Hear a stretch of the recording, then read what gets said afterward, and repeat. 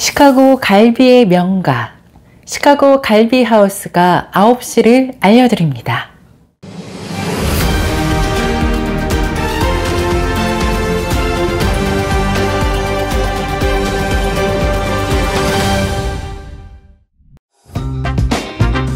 이 프로그램은 가장 안전하고 탁월한 스쿨버스 회사, 새로운 커리어를 시작할 곳, 퍼스트 스튜던트 제공입니다.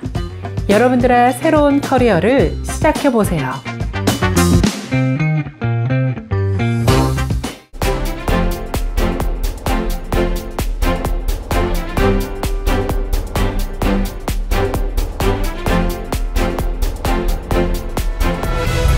시청자 여러분 안녕하십니까? 2월 28일 금요일 오늘의 주요 뉴스입니다.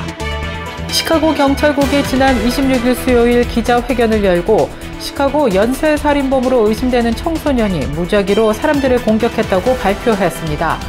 경찰은 현재 21세인 안토니오가 지난 2020년 한 해 동안 시카고에서 무려 6건이 넘는 연쇄살인을 저지른 혐의로 경찰에 체포됐다고 밝히면서 범행 당시 용의자의 나이는 17세였다고 밝혔습니다.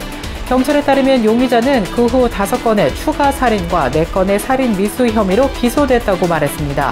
새로운 기소 내용에 따르면 2020년 3월 31세 남성을 살해한 것을 포함해 4월에는 차량 안에 앉아있던 남성을 총으로 쏴 살해하고 또 다른 피해자는 어느 날 저녁 일찍 주유소에 음료를 사러 가는 도중에 살해당했습니다.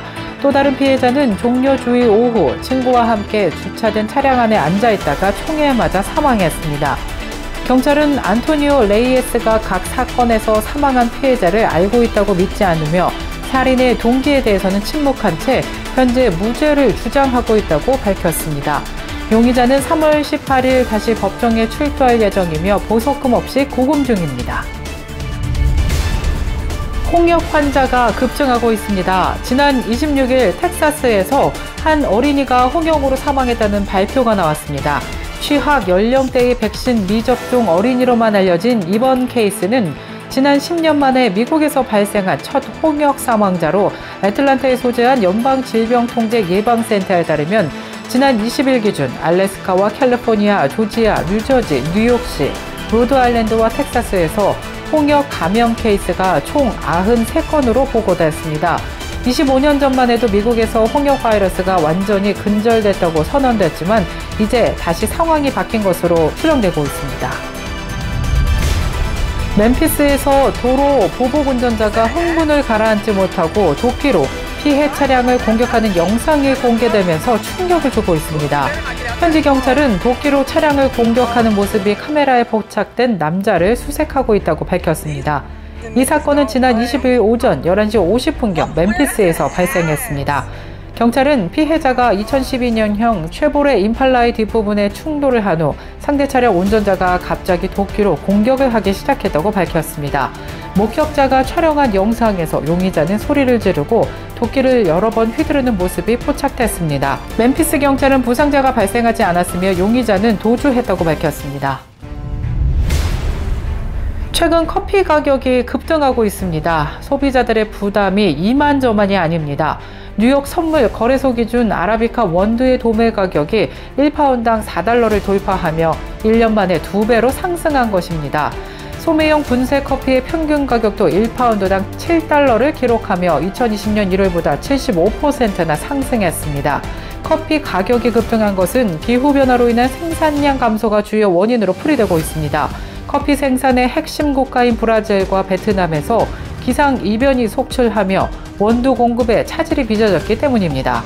또 트럼프 대통령이 캐나다, 멕시코산 제품에 25% 관세 부과를 예고하고 있는 가운데 미국 내 커피 가격이 추가로 상승할 가능성이 더 커지고 있습니다.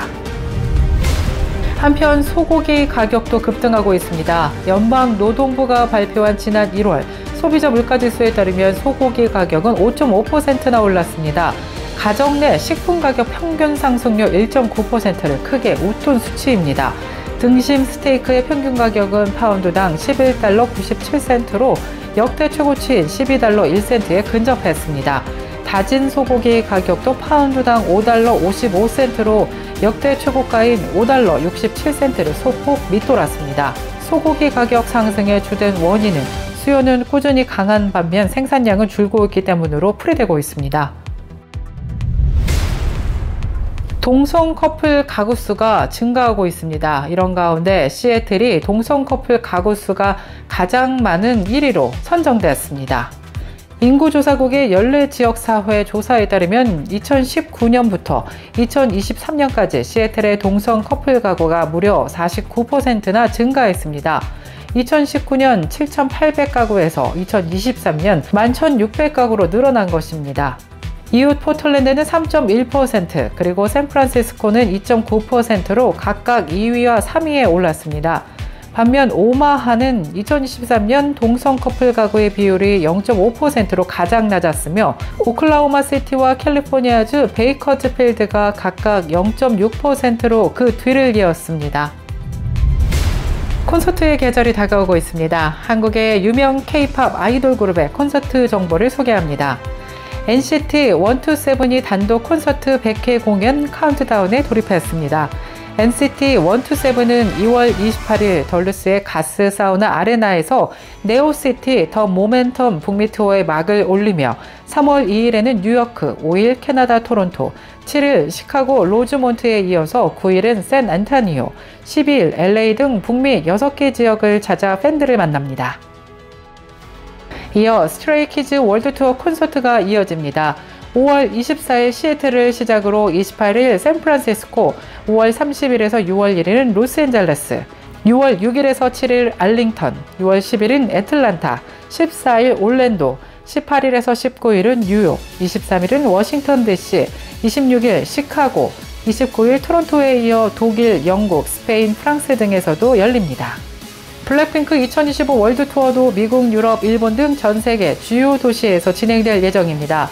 7월 20일 로스앤젤레스 소피 스타디움을 시작으로 27일 시카고 솔저필드, 8월 3일 캐나다 토론토 로저스 센터에 이어서 8월 10일 뉴욕 시티 필드 등에서 열릴 예정입니다. 이상 2월 29일 금요일 세븐데이즈 헤드라인 뉴스 전해드렸습니다.